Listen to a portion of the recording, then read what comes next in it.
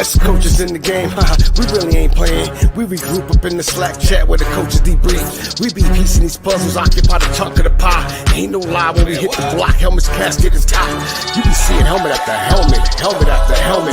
First place, second place, fifth place, eighth place, 12th place, 15, 16, 20.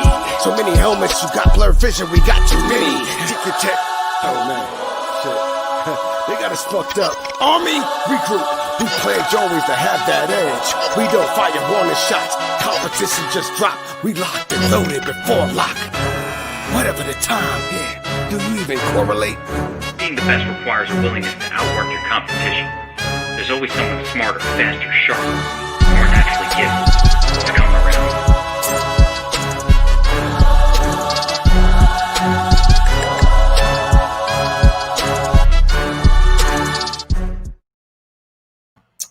What up, everybody? It is Josh Thomas, aka DFS Up North, here with another Unplayable Lies PGA pod where I talk about all the players that I'm playing that you shouldn't. And this is brought to you by Majors Challenge. More on them in a second, but we are ready for the BMW Championship. This is the penultimate event of the PGA Tour's FedEx Cup playoffs. And unlike other sports, PGA Tour doesn't really have an off season, right? So we've got 2 more weeks here with we have the BMW Championship this week, and then the FedEx Cup finals, the Tour Championship at East Lake next week. And then they get all of no break, and they get to play the Safeway Open out in Napa Valley. And then it's the U.S. Open at Winged Foot. So there's going to be a lot of it's going to be a tough couple weeks for these guys. Tough is relative, right, on the PGA Tour, but they're going to have to go, from Atlanta out to Napa, back to New York. So it's going to be an interesting couple of weeks. But right now, this week, we are at the BMW Championship, which is at Olympia Fields Country Club, which is right outside of Chicago. A really, really, really fun test of golf. I'm really excited for it. We're going to break down the course here in a second. But first, we want to talk about MajorsChallenge.com. If you are not somebody who has played on Majors Challenge yet, it is a ton of fun. It is a site where you can set up your own leagues, right? Your own PGA pools. And it is entirely free except for the majors. At the majors, you initially you're going to get 50 free entries or 50 free players that can play in your contest. And then after that, in the majors, it is just $1 per entry, right? So you're 50 free entries, and then after that, it's $1 per entry. Again, it is a ton of fun. I love playing over on MajorsChallenge.com. It's a great little site to play with your friends and family. You can play for real money. You can play for no money. You can play for however you want. And that is where our listener league is every week. In our listener league, winner gets a free month at Sports Bet Army, which is the DFS Army's sister site, and something that a site that I love. They've been crushing lately, absolutely crushing, whether it's WNBA or EuroLeague soccer or my free Sleeve of Bets article over there that I put out every week is 6 for 6 in head-to-head bets over the last 4 weeks. So I'm pretty pleased with that on my bankroll. But for our listener league, it is at www.majorschallenge.com/DFS Army. And if you join, like I said, you get that free month. And Blake has now accumulated 3 free months of Sports Bet Army. It's really he's paying for his betting habit over there at Sports Bet Army by crushing these Majors Challenge listener leagues. And last week, no different. 3 guys missed out on Patrick Cantlay, Cam Champ, and Harold Varner, but had Ram, had Webb. It was interesting. And maybe it's probably because people listen to me, but our Majors Challenge, we had 30 some people in it last week, and nobody had DJ, which is insane to think about. Took the free square in Harris English, played Adam Long, which I thought was interesting. Kiz, who crushed, avoided the Finau disaster there in that mid-tier, and that's where I kind of ran into some trouble, but had Webb, had John Ram, missed out on Cantlay. But yeah, really, really, really strong lineup from Blake again. And if you don't know, right, Majors Challenge, how you score is based on aggregate score. So Blake shot -94 last week with his team. There's no extra points for birdies. There's no extra points for all 4 under 70, nothing like that. It is aggregate score. So Blake shot -94. I believe second was like -87. I had like -70 something, right? So whoever has the lowest score for the week is the winner. And again, it is literally that simple. If you want to play for like money over there, say it's $1 a point. So Blake shot 94. Let's say for example, maybe my team shot -80, right? I would owe the pool $14 if we played for $1 a point. If we played for cents a point, it'd be $7, right? And it calculates all that for you. All your emails are in there on the commissioner league, or for the commissioner can go in and send you an email that says, hey, Josh, you owe $14, or hey, Archie, you owe $7. And, you can run the payouts all through there by yourself, which is awesome. It's all the work is done for you. And I still see people doing these paper and pencil, golf pools, especially around major time. I'm going to make a big push for Majors Challenge around, the US Open and the Masters here, because that's when we see the most people using pools. And it's, like I said, it's so easy. It's costing you money to not use Majors Challenge. So get involved. We'll go through and build my lineup here in a little bit. But first, let's talk about the field, or the course this week. We're at Olympia Fields Country Club, just outside of Chicago, Illinois. It is a par 70, or an R70, as I accidentally had a typo in there. It's 73.66 yards. That is long. That is a long par 70. This is a really, really classic design. Willie Park Jr. in 1915 built it, and they haven't changed much. They've added length, like every course has. But this was a big course to begin with. They made the bunkers a little bit deeper, but it is a long course with tree-lined fairways and thick rough. You can see, every week the Golf Course Superintendents Association puts out sort of the statistics, and that's where I get this information from. And it talks about, hey, the greens are going to be bent grass and POA, 0.095 inches. The fairways, bent grass and POA, 0.4, and then the rough Kentucky bluegrass, which is kind of snarly, and it's going to be 4 inches, and they added the plus in there. So what that tells me is that they are growing this out, and they are going to try to make this a very difficult test. When they played the US Open here in 2003, which is a long time ago, but there was 4 players under par. Jimmy Furyk really just crushed the field, but Tiger only shot under par, and this is 2003. This was Tiger's heyday, right? Tiger shot under par in 1 round, which tells you what you need to know about this course. The fairways are very thin, and there's lots of good bunkering here in the landing areas. So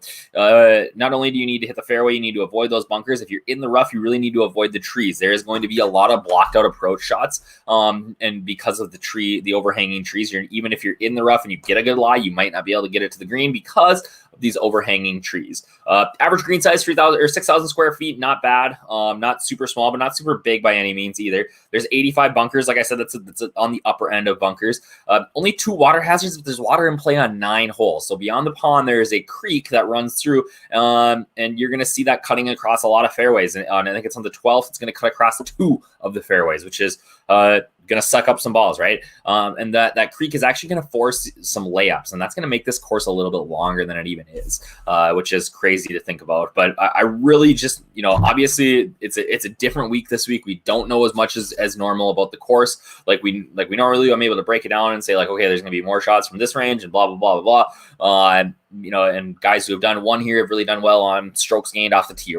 That's not something that we can do this week. So there's going to be a lot of guesswork. Here's my thoughts on it. It's going to be long, but I think it's really just going to benefit guys who hit fairways and greens. It's not going to be so long that a guy like Kevin Kisner or somebody short is going to be in trouble here. But I really think there's going to be a huge premium placed on fairways and greens and ball striking. But you can get away with being not a great ball striker if you're in the fairway. I will give some credence to length. Like I said, I think that's important here, but I don't think that it's going to be the end all be all, because if you can't find the fairways, you might be dead anyways. So I really, my focus this week is going to be on guys who are going to keep the ball in between the rough, in between that thick rough, and finding lots of greens. So as we kind of get into my picks here for the week, which I did very well on last week, thank you very much. All 4 of my punt plays under 7K. I don't think that has happened yet, but all 4 made the cut last week.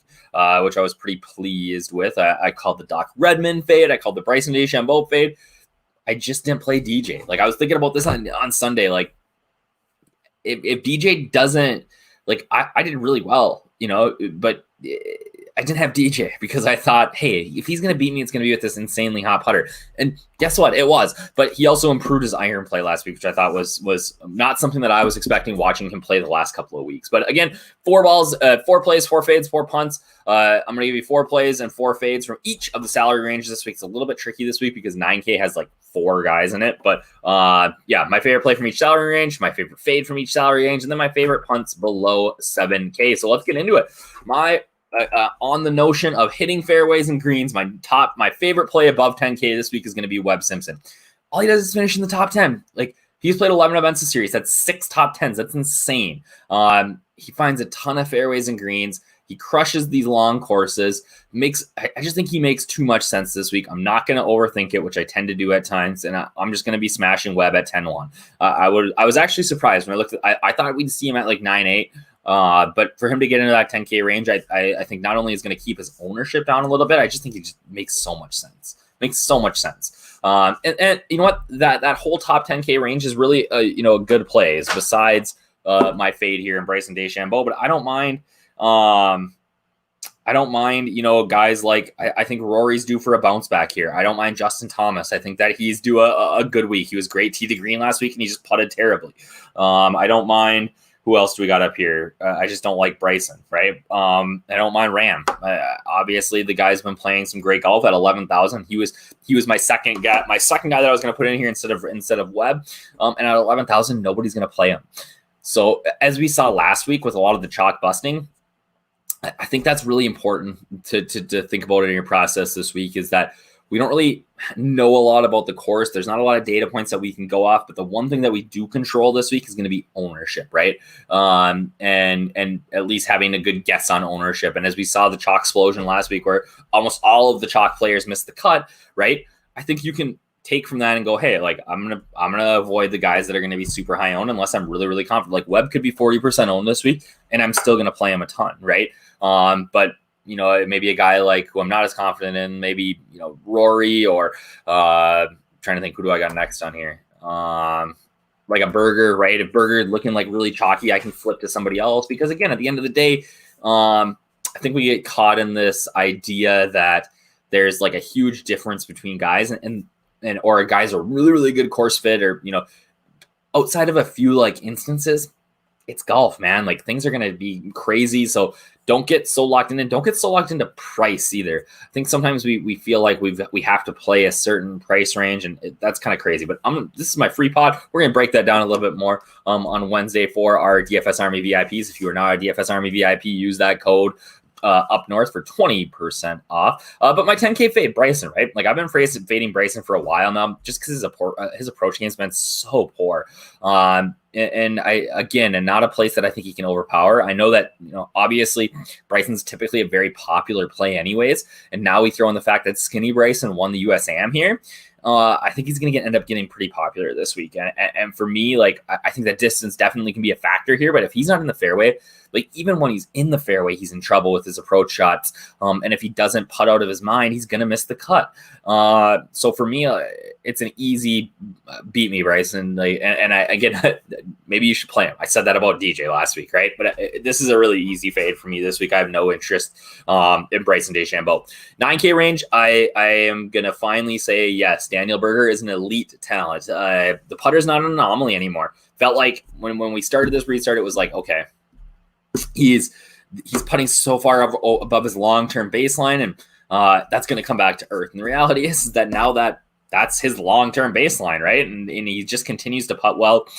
His iron play has been pretty good, and if he gets hot with his irons, which he's been known to do, even if he's not putting well, he's going to score like crazy. So, the guy just finished as a top 10s. I have no problem playing Daniel Berger this weekend with not a lot of options in the 9K range. I really like going there. I think a guy that you could look at going to too is, a guy that will be lower owned this week that really shouldn't be is Colin Morikawa. He saw a price drop because of the missed cut. And especially with young guys, I don't get so concerned about a missed cut meaning that their form has gone to shit, right? For lack of a better term. I really think that, those guys it's more of a narrative than a statistical thing, but those guys tend to bounce back a lot better than somebody who has been playing well, that's a little bit older, that's been around, that misses the cut. And then, it tends to be now becoming a thing. My 9K fade, though, and speaking of older guys who I think that happens with, is going to be Jason Day. I have no interest in him in a price over 9K. I really don't even have interest in him at like 8.3 or 8.4. He was so bad with his irons last week. So bad with his irons. And he struggles to find fairways to begin with. He's an injury risk almost all the time. And with this long rough, I think if he doesn't find fairways, he's going to be in big trouble this week. So I have no problem fading him. 8K Kevin Kisner is one of my favorite plays. Like, he is a core play for me all through and through this week. The guy crushes fairways and greens. He's playing great golf. I think he plays better at these long courses, even though there's this narrative that like, oh, these guys are going to be too short. Like 280 fairway, 200 yards to the green. Like, he can do that all day. And he's such a good putter that he's going to make some of those 30 footers. So especially if we're going to look at, obviously he contended in a birdie fest last week, but I think this setting up and being like a 10, 12 under really, really benefits a guy like Kiz. So I am going to ride the hot hand here and keep playing Kiz in this 8K range. My 8K fade, I think he's going to be pretty popular. He does get a little bit of a price drop this week. Even though he missed the cut last week, I think that people are going to be on him. But the problem with Finau is that the putter is such a big issue for him that if his tee to green game is excellent and he putts like he has been the last week, essentially, he's in big trouble. Like, he's not going to make the cut, and it's not going to improve getting on these more bumpy POA greens, right? He's went from the West Coast on a pretty pure bent to a fairly pure bent last week, and saw his putter flip, almost 10 strokes. So I just don't see him improving there. He's not very accurate off the tee. When he does show Tony doesn't. We get this idea that like these bombers play really well at these courses, and if you look at his history, Finau just doesn't play that well on long courses. He's a guy who plays good at Colonial, right? Like a short track that he can pull an iron off the tee on. So for me on a big course like this, I don't have a ton of interest in Tony Finau. 7K, like, I am right back to the well on Matt Kuchar. He was a core play for me last week, hit 80% of the fairway, 72% of the greens. Like, this just feels like a Matt Kuchar type of course. He's so good on these long par fives, and he continues to show improvement in his tee to green game. He is a guy that I think that people slept on last week. We won't get him at 3% ownership again, but I don't think he's going to get much over 6 or 7. And just like, he's back to that sort of Matt Kuchar top 10, top 20 backdoor Sunday type of guy, and that's a money maker for me. So I'm all over Matt Kuchar this week, and the guy I'm fading here in the 7K range is going to be Ryan Palmer. Just didn't he's going to be popular this week because of how well he played last week, and especially because a team seems to be that guys that play well in the final round tend to get a little bit of a bump in ownership. But if you really break down his game last week, was all short game. For the first time in forever, he lost strokes approach. That doesn't happen very often with Ryan Palmer. He's one of the best ball strikers on tour. And he really got it done around the greens and with his putter. And that's just not a sustainable way to contend. And if he's going to be popular this week, again, no interest from me. Below 7K punts, like I said, let's see if we can go 4 for 4 again. Robbie Shelton's the first guy on the list here. He played really well here at the USAM, and had a fantastic Sunday last week to vault himself into the top 70 to get into this week. Young guy who's really popped recently with his iron play, and he's an elite bent and POA putter. So if he can be good tee to green, and if he can hit a few more fairways, I think he's going to be a really great play at 6,400. But maybe my favorite play under 7K this week is going to be Brian Harman, a guy that I rode heavily in Showdown last week. He was just so unreal tee to green. He led the field in fairways, was top 20 in greens and regulation. He scores well, and he tends to show up on these long courses, Whale Hollow.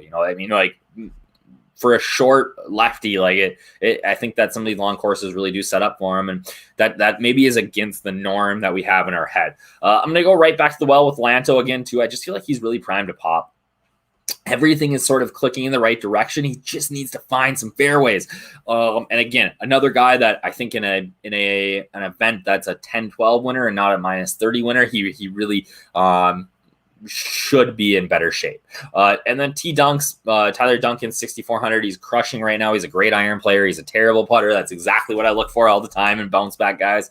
But he's just been playing excellently and scoring well. I think that a big course like this is kind of right up his alley too. So those are my 4 punt plays, and just in review, right? what do I got this week? I've got Palmer's my fade at 7K, Kuchar's my play, Kisner's my play at 8K, Finau's my fade, Berger, I didn't even notice you couldn't see the names there. Berger's my play at 9K, Jason Day is my fade, and then Weber is my play at 10K, and Bryson is my fade. So let's take a look over at Majors Challenge here, and let's build some lineup.